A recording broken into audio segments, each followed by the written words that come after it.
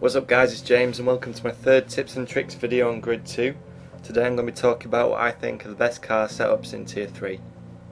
Before I get into it, I just want to let you know I'll be bringing more variety to this channel in the coming weeks with the introduction of commentaries and even more montages and mini edits.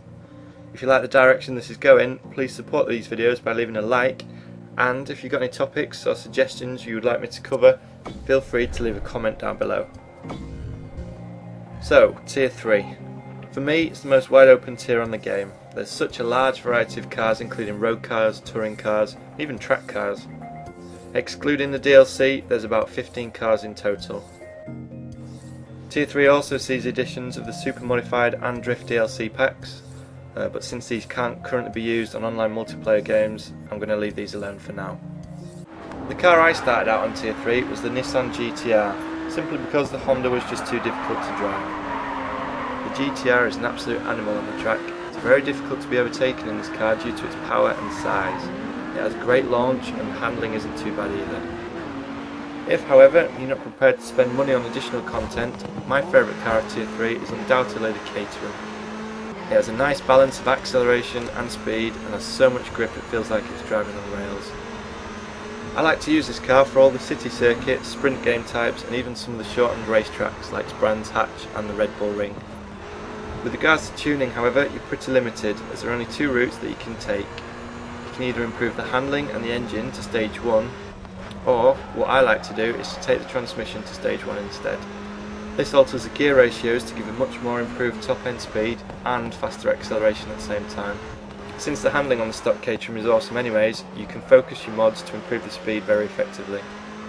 The Caterham is also very similar in performance and driving feel to that of the Ariel Atom and BAC Mono. For me, however, these are a lot more lively going around corners and slightly more difficult to control, so I tend to just stick to the Caterham.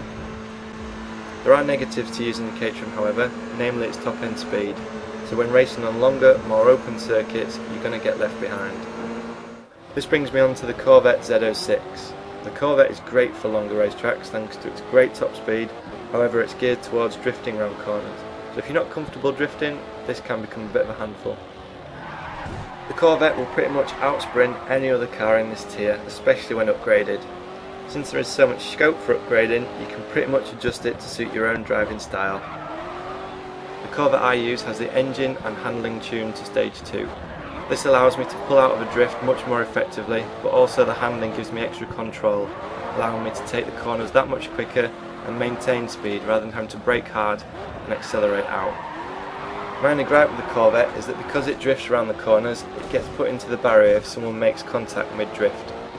This isn't so much of a problem in a clean racing lobby, but how often do you come across these? The last car I want to recommend is the Volvo BT60 touring car. This car offers incredible balance, average to good top speed, decent acceleration but awesome handling. All in all, this is a very nice and easy car to drive.